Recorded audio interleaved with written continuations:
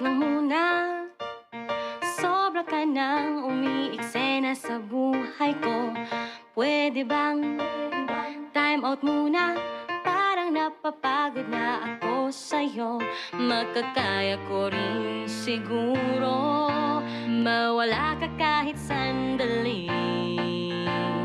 kahit pa pang habang buhay, kakayanin ko to. Teka lang, wait lang muna. Parang naging sunod-sunuran na ako sa'yo. Pwede bang time out muna? Hahanapin ko lang ang sarili ko. Makakaya ko rin siguro mawala ka kahit sandali, kahit pa bang habang buhay, kakayanin ko to. Break, break, break na muna tayo. Ayokong manggulo ka sa buhay ko. Break, break, break na muna tayo. Iniisip ko kasi gusto ko nang magbago.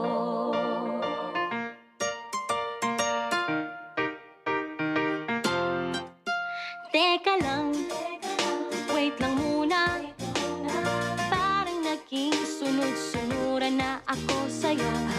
Pwede bang time out muna? Hahanapin ko lang ang sarili ko. Makakaya ko rin siguro mawala ka kahit sandali, kahit pa bang habang buhay, kakayanin ko to. Break, break, break na muna tayo. Ayokong manggulo ka sa buhay ko. Break, break, break na muna tayo. Iniisip ko kasi gusto ko nang magbago. Pag-isipan na muna kung ikaw ay babalikan. Mawala ka man kahit kailan, ikaw pa rin ay nariyan. Break, break, break na muna tayo. Ayokong manggulo ka sa buhay ko. Break, break, break na muna tayo. Iniisip ko kasi gusto ko nang magbago. Break, break, break na muna tayo. Ayokong manggulo ka sa buhay ko. Break, break, break na muna tayo. Iniisip ko kasi gusto ko na. Break, break, break na muna tayo. Ayokong manggulo ka sa buhay ko. Break, break, break na muna tayo. Iniisip ko kasi gusto ko na magbago.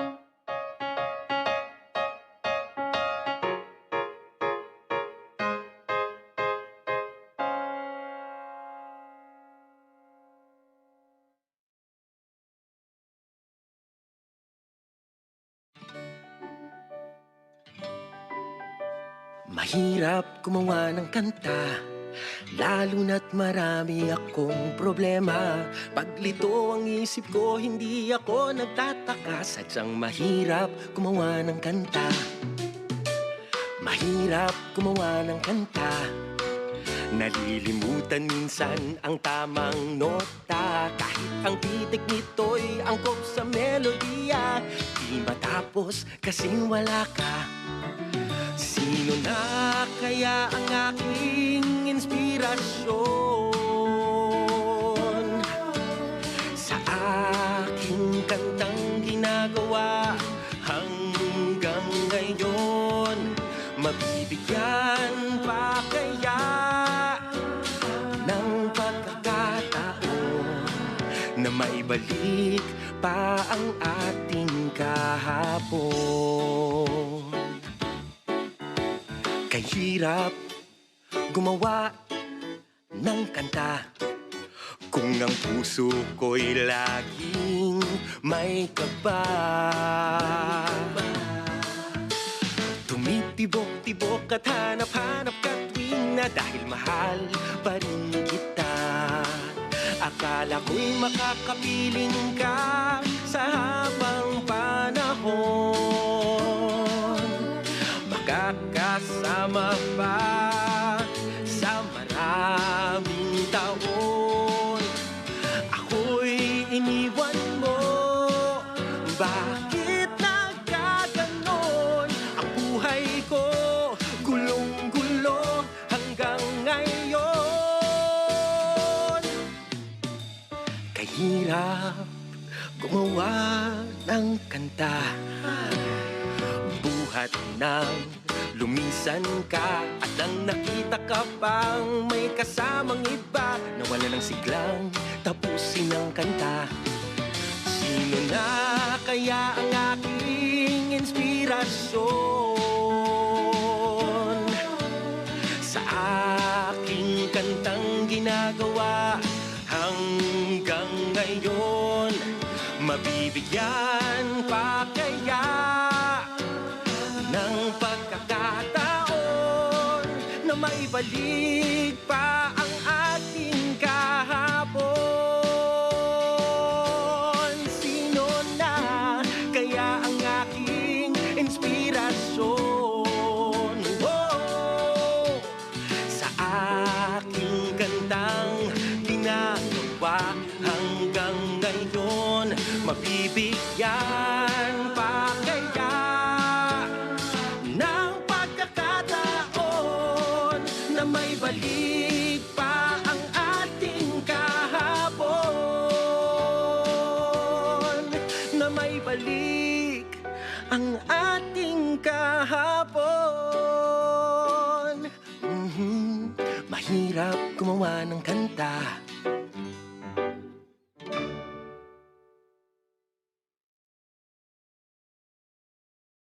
araw-araw na lang pinapayuhan ng sarili na kaya ko pa lahat, pwede pa. Magagandang alaala gustong balikan, patuloy umaasang baka sakaling kayanin pa. Ngunit tadhana na ang nagsasabing tayo'y may katapusan. Di dapat ipagpilit ang puso nating ayaw na. Tama na, alam kong sawa ka na. Kung wala na talaga, sana'y puso mo'y matuto ng magpatawad, nang ang puso ko'y mapalaya sa sakit at rehas na dulot ng maling tadhana. Sa susunod nating pagtatagpo, okay na tayo. Di magsisisi, bukas pala tatanggapin. Tayo'y magsilbing aral, kahit papano ay nagmahal. Sa ating tatahakin na landas, paghanap ng bagong mahal. Mga mali di maulit, pag-ibig siyang mananaig. Tama na, sana'y iligaya ka. Kung wala na talaga, sana'y puso mo'y matuto ng magpatawad, nang ang puso sakit at rehas na dulot ng maling tadhana. Sa susunod nating pagtatagpo, kung wala na sana'y okay na tayo. Pakiusap sana'y okay na tayo. Bayang magiliw, perlas ng silanganan, alam ng puso, sa dibdib mo'y buhay. Lupang hinirang, duyan ka ng magiting, sa manlulupit, di ka pasisingil. Sa dagat at bundok, sa simoy at sa langit mong baghaw, may nilang ang tula at awit sa paglayang minamahal. Ang kisap ng watawat mo'y tagumpay na nanginigil. Ang bituin at araw niya kailan pa may magdidilim. Lupa ng araw ng waraming pagsikta, buhay ay langit sa piling mo. Aming ligaya na pag may mga ating at mamatay ng dahil sa'yo. Morning is fast approaching. Let us awaken to the dawn of the new day with God as our constant guide. God our Father, may you grant us wisdom in our decision, courage to rise from all our mistakes, devotions to our duties, and gladness to share and cooperate for the good of our families and our community. May you spark in us a love for the truth and respect for one another. May you preserve us from false pride, unselfishness, and help us to live in peace with one another as brothers. Amen. Good morning. This is radio station DYWB, now signing on. DYWB is a commercial radio station owned and operated by the People's Broadcasting Service Incorporated. as authorized by the National Telecommunications Commission. DYWB operates daily from 4 o'clock in the morning to 11 o'clock in the evening on 630 kilohertz with a power of 10,000 watts. DYWB is broadcasting from Bacolod City, Republic of the Philippines. DYWB is maintained and operated by the following personnel, duly licensed by the National Telecommunications Commission. First-class radio telephone operators. Joselito Pagayon, Chief Technician with license number 94-1PVI-12314.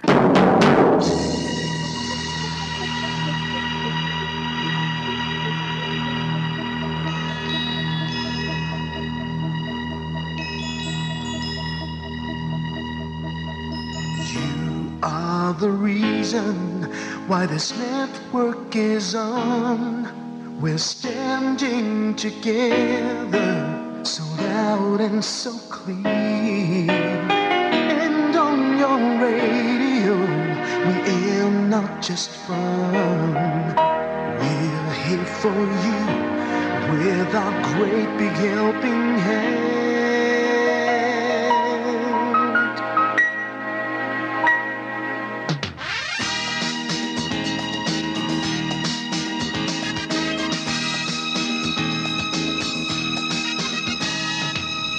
Are the reason why this network is on. We're standing together, so loud and so clear. And on your radio, we air not just fun. We're here for you with our great big helping hand.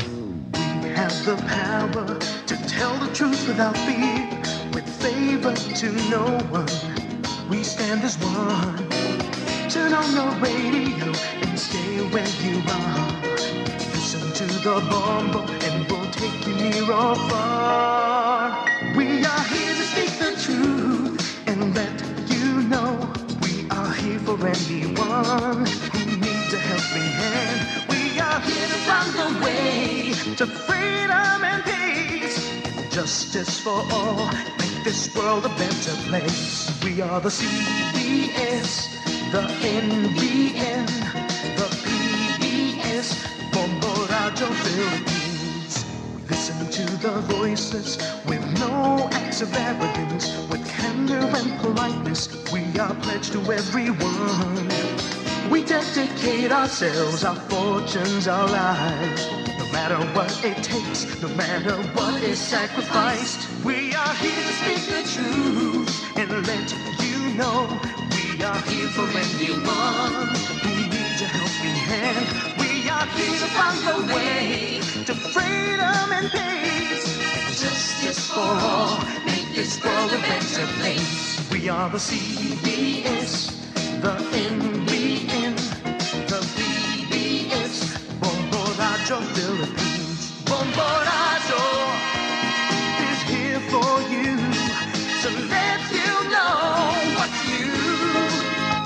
And because we care, we listen, we hear all the cries and whispers. We shall be free and fair. We are here to speak the truth and let you know we are here for anyone who needs a helping hand. We are here to find the way to freedom and peace and justice for all, to make this world a better place. We are the CBS, the NBN, the PBS, Bombo Radyo Philippines. We are the CBS, the NBN, the PBS, Bombo Radyo Philippines.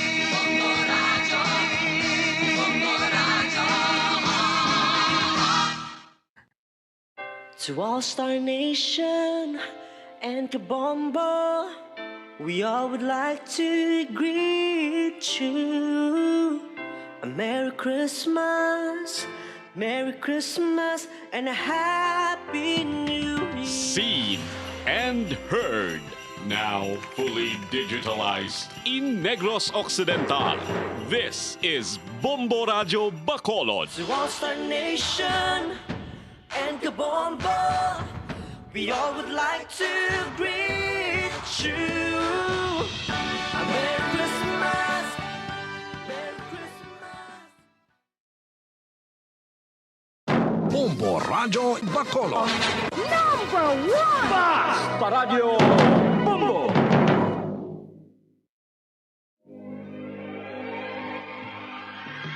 Daily Gospel Reflections. Ang adlaw-adlaw nga pagpamalandong sang Ebanghelyo, agud kita tuytoyan nga magkilala, maghigugma, kag magsunod kay Kristo. Ako ang dalan, ang kamatuoran, kag ang kabuhi. Ini ginadulong sa inyo sa mga Mothers and Daughters of St. Paul. Mahidaiton nga adlaw sang Biyernes sa inyo mga utod. Nahauna subong nga Biyernes sa bulan sang Disyembre. Ginadumdum gid naton ang aton pagdebosyon sa Sacred Heart of Jesus. Kabay pang ang aton padayon nga pagpamati sa pulong sang Ginoo, dugang nga magtudlo sa aton para sa mas madalom nga pagkilala, paghigugma, kag pagsunod sa aton Ginoo. Ginadumduman naton subong ang kapiyastahan ni San Francisco Javier, Pari. Padunggan ko ikaw sa kapungsuran, akon ipahayag ang imo ngalan sa akon kauturan. Mangamuyo kita. O Diyos, paagi sa pagwali ni San Francisco Javier, ginpakilala mo ang imo santos nga ngalan sa madamo nga mga kapungsuran. Ihatag sa imo mga tumuluo ang pagkabalaka sa pagpalapnag sang pagtuo, kaglipaya ang imo simbahan tungod sang iya madamo kag bag-o nga mga anak. Ginapangayo namon ini sa imo pagi kay Hesukristo, imo anak kag amon Ginoo, nga nagakabuhi kag nagahari upod sa imo sa kaisahan sang Espiritu Santo, Dios sa tanan nga mga tuig sa mga katuigan. Amen. Pamatian naton ang Ebanghelyo suno kay San Mateo, Kapitulo 9, versikulo 27, tubtob 31.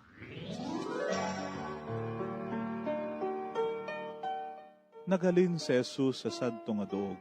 Kagsang nagalakat siya, may duha ka bulag nga nagsunod sa iyang nga nagasinggit. Kaluuyi kami, kaliwat ni David. Sa makasulod na si Jesus sa isa ka balay, nagpalapit sa iyang duha ka bulag, kagiya sila ginpamangkot, nagatuo bala kamo nga sarang ko mahimo ini. Nagsabat sila, huo manunudlo, dayong gintandog ni Jesus ang ila mata, ka nagsiling, matuman ini suno sa inyo pagtuo, kag makakita na sila. Si Jesus nagpaandam gid sa ila, hindi kamo magpanugid bisan kay sino, pero naglakat sila, ka nagpanugid sang balita na hanungod kay Jesus sa sadto nga lugar. Mga utod para sa aton giya sa pagpamalandong, updan kita ni Father Mark Ison, sang Sacred Heart Seminary, Bacolod.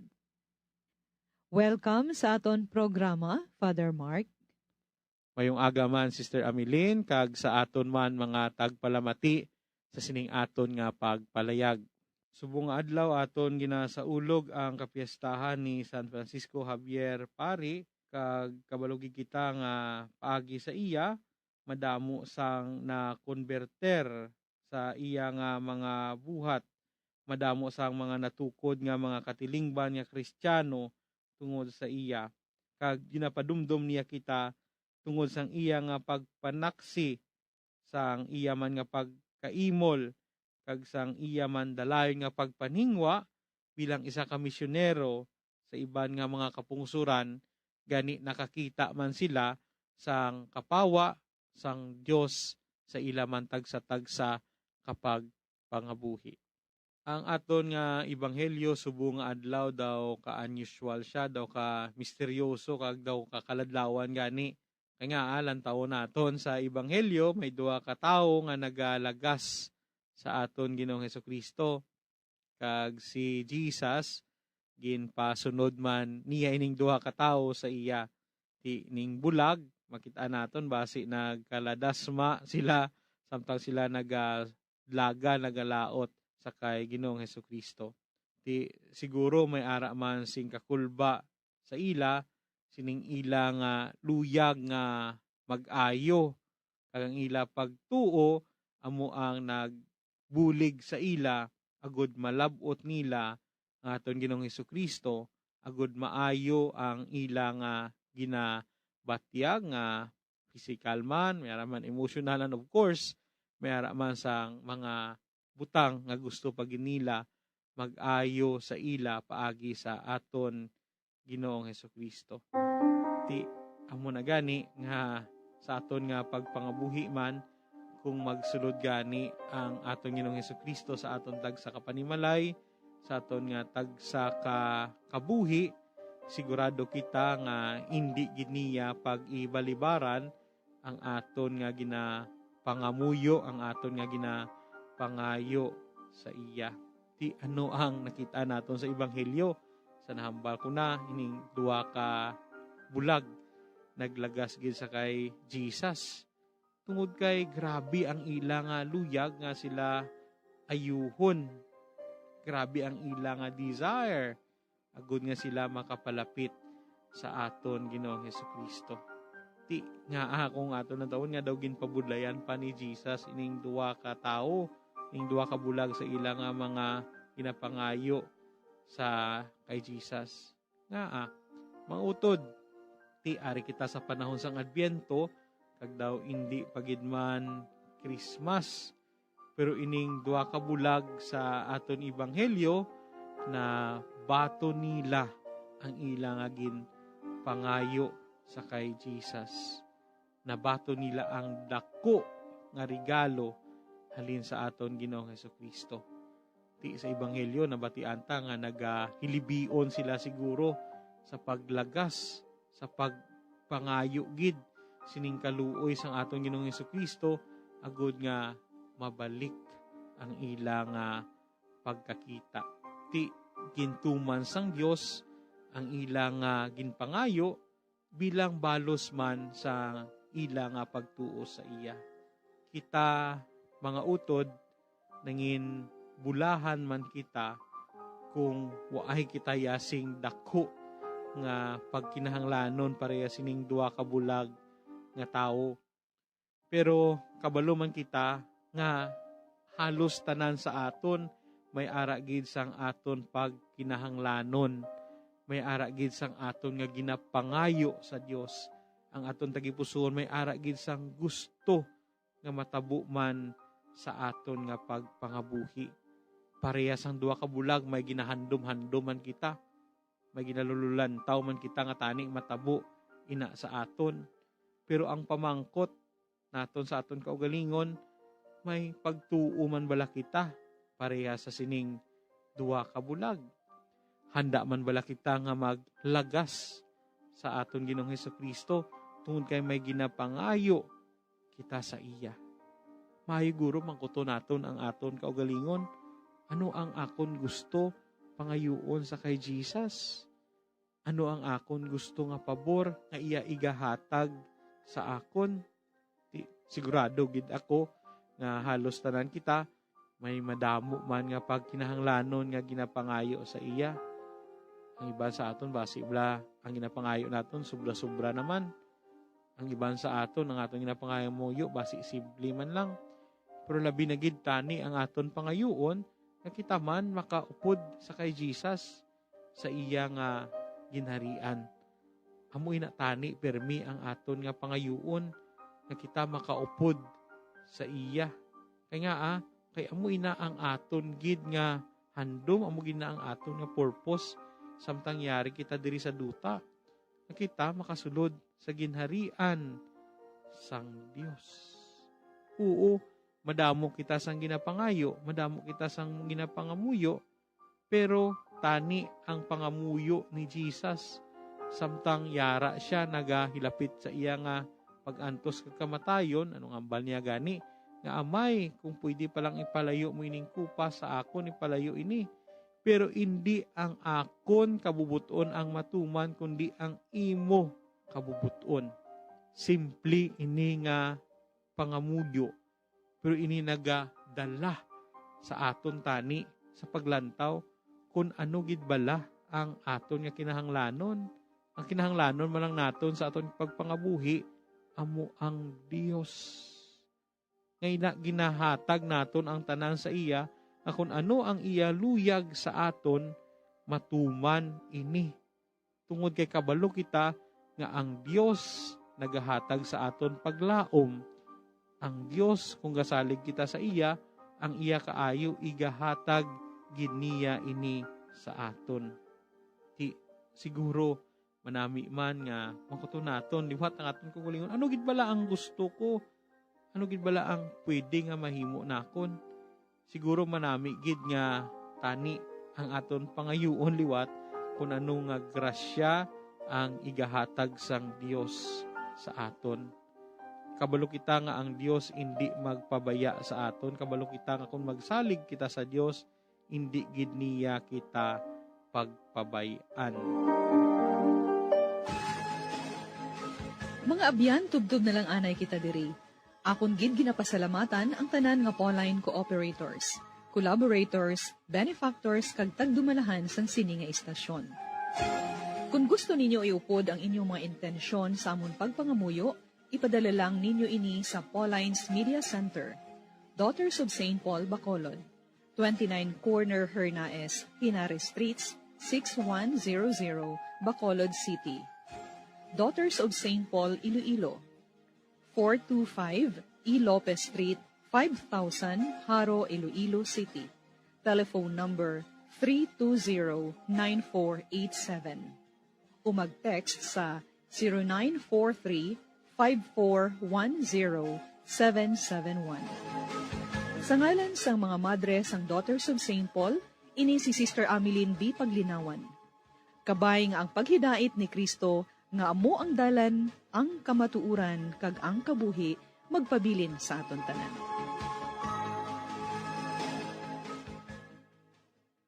Ini nga programa, inadulot sa inyo sa mga madre sang Daughters of St. Paul, kag sang Bombo Radio Philippines, ang pambansang radyo ng Pilipinas. Basta Radio, Bombo! Bombo Radio Bacolod. Number 1! Basta Radio Bombo!